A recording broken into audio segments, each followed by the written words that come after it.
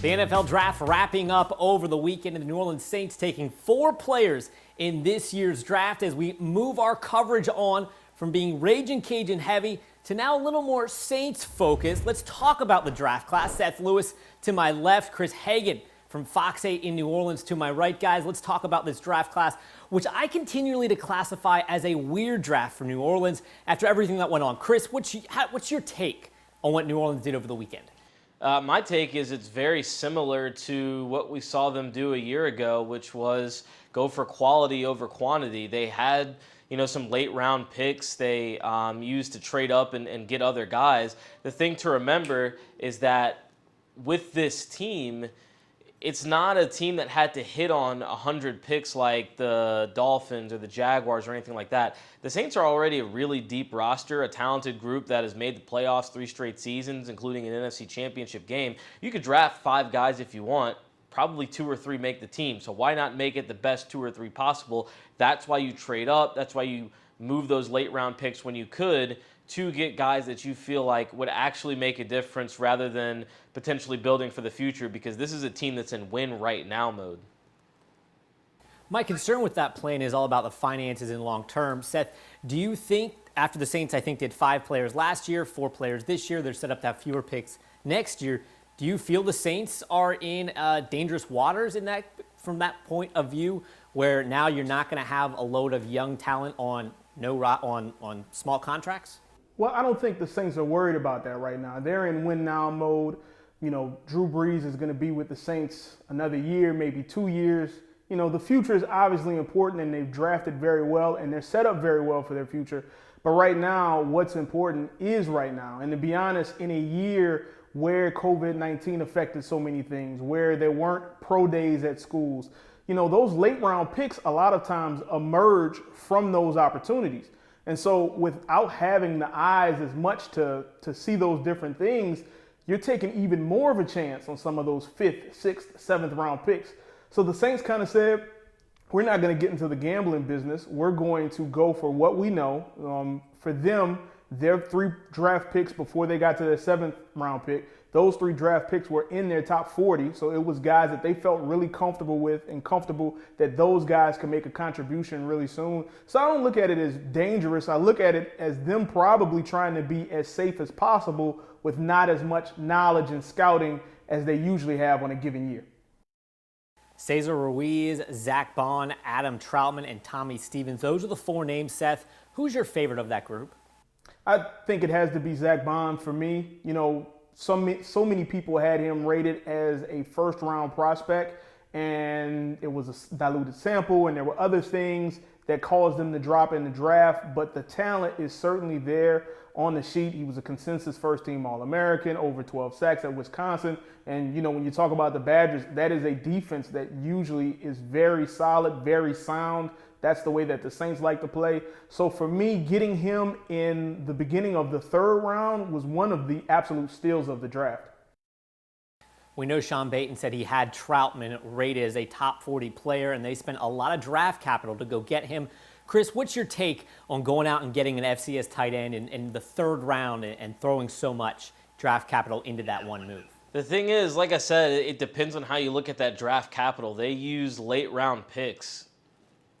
Guys that weren't gonna make this team. I think one, it gets you a guy that's really talented, one that may need a little bit of developing, but at the same time, he's obviously got the physical attributes. He's a tight end that can run just about any route. He can develop run blocking, and I'm not so worried about where he comes from so much as just how the Saints can get him in and develop him. But when you talk about future success, and whoever the quarterback is after Drew Brees, won't it be nice to have a target in the building, in their system that they're already really familiar with? Won't it be nice for the next quarterback not to have to worry about that? Plus, you don't have to keep going into the free agent market and getting a tight end like Jared Cook, Ben Watson, somebody that you're going to have to spend money for. Instead, you've got Troutman for 3 cheap years, and in the short term, 4 cheap years, and in the short term,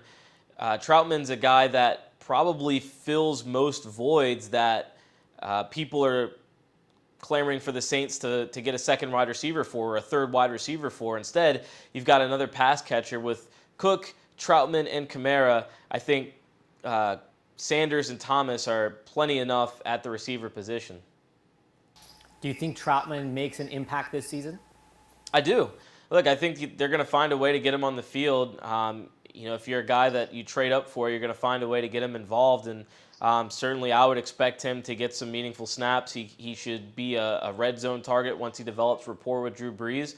I would certainly look for him to make an impact in that regard. And I think so many times, you see teams draft based on kind of what their opponents do well and how other teams have drafted. And you've seen the Travis Kelce's, the George Kittles, guys go after these big physical tight ends. The Saints hope they have theirs now, too, for the long run. Seth, the Saints traded back into the draft on the 7th round to get Tommy Stevens. Did that move surprise you after things were so quiet on Saturday from that standpoint? It surprised me because it's Tommy Stevens, if we're being honest. We got to see him a little bit when Mississippi State played against the Raging Cajuns. He had an okay game, but his career was definitely not star-studded during his time at Mississippi State. But as you hear Sean Payton and you hear the Saints discuss their intentions with him, they see him as another version possibly of Taysom Hill. And when you go back to his days at Penn State, he lined up at wide receiver. He lined up as a Wildcat quarterback. He did some of those various things that you've seen the Saints do with Taysom Hill, so it made a little bit more sense. Who knows if he would have still been available as an undrafted free agent? Who knows if he would have even chose the Saints as an undrafted free agent if he wasn't drafted by the Saints in the 7th round? So the move did surprise me, but as they explained it more, it's just one of those things that you just have to, I guess, trust the Saints, trust Sean Payton that they have a plan for Tommy Stevens.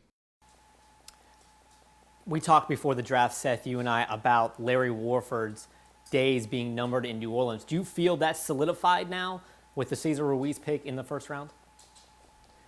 If his days aren't numbered, then he is certainly on the clock. His seat is certainly hot. And Sean Payton made no bones about it.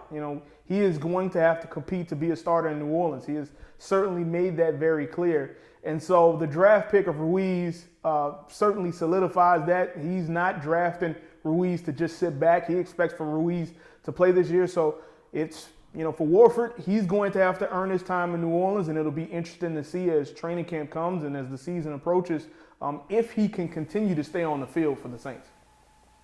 Warford, certainly an expensive player for New Orleans, making $12 million this season. Chris, is there any hole or any need you think the Saints still have coming out of the draft that you maybe thought they would have filled? With Zach Bond, I would say no. I mean, sure, you could be deeper in some places, but, what NFL team wouldn't want depth in certain spots? If anything, I would have liked to see them maybe take a young corner, but when you use some of those, you only had so many picks. You didn't have a 2nd-round pick. You used your 1st round on Ruiz. You trade up to get Bond, and then you trade back in to get Troutman. I mean, I think that's about as much as you could do. I do like Janoris Jenkins. I like that they were able to restructure his contract and get a pretty team-friendly deal there, or friendlier deal. So I think he's solid opposite Marshawn Lattimore. But I would certainly peg next year as probably a year they need to take a 1st-round corner. That said, past Jeff Okudah, and I think the Falcons jumped with A.J. Terrell, I think the Saints made the right move not chasing a corner just because it was a team need. One quick non-draft question before we wrap this up for you, Chris. The Saints officially signing Jameis Winston. Is there an equation where you see that Jameis Winston is a long-term starting quarterback for this team after Brees retires?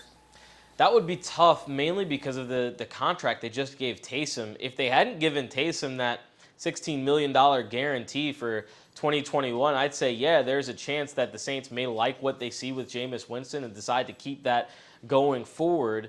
But given that, I find it hard to think that, they would be able to retain Winston unless he were. I don't think he would take another $1 million base salary contract, but if Brees were to leave and you said, Jameis, we can pay you $10 million to stick around, and compete for the job, maybe he would say, I'm good enough to beat out Taysom. And if that were the case, then maybe he could earn that job long term. But otherwise, I just think it's a really good insurance policy. And Peyton and the Saints have finally put their money where their mouth is in paying Taysom Hill. That just says to me, one, that this is Brees last year. Two, that they truly believe Taysom Hill is the quarterback of the future in black and gold. Well, you all know Seth Lewis. He's Chris Hagan from Fox 8 in New Orleans. Guys, thanks for coming on with me to talk about the Saints. Thank you. Thanks.